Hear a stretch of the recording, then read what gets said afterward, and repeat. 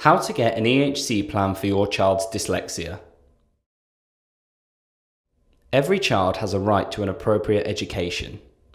But for some children, the normal school curriculum is not enough and they still have difficulty learning. Children who need extra help should be identified by the school as having special educational needs. Schools have extra resources to help learners like dyslexics, and these are shared out. For example, specialist teachers, teaching assistants, or targeted teaching resources. But what happens if your child still needs extra help to learn, but the school does not have any more resources or provision to help? The school can ask the local authority for an assessment to get an education, health and care plan. The EHC plan is used to identify a child or young person's needs and what must be done to meet them.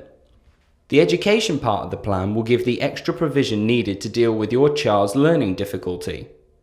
Some dyslexic children may also have health and care needs which will also need to be in the plan.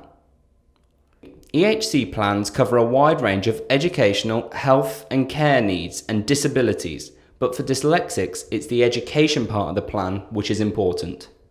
For dyslexics, the EHC plan could mean getting specialist teaching when the school does not have a dyslexia-trained teacher, or getting a teaching assistant in every lesson where your child has to read and write. It could also mean a placement in a specialist school like Maple Hayes Dyslexia School. Whatever is written in the plan has to be put in place by law. Sometimes, schools do not want to ask for an assessment to get an EHC plan. Maybe they feel it is like admitting that they have failed to help your child. Maybe they don't realise how much difficulty the child is actually having.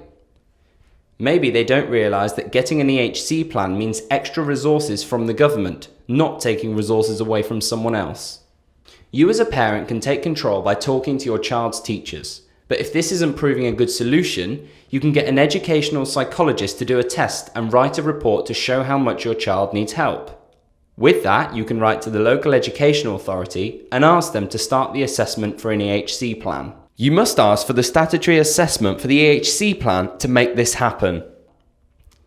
It's a long and frustrating road, so beginning the process as soon as you realise your child needs extra help will make sure they spend as little time struggling with literacy as possible. Keep an eye out for more videos from Maple Hayes Dyslexia School.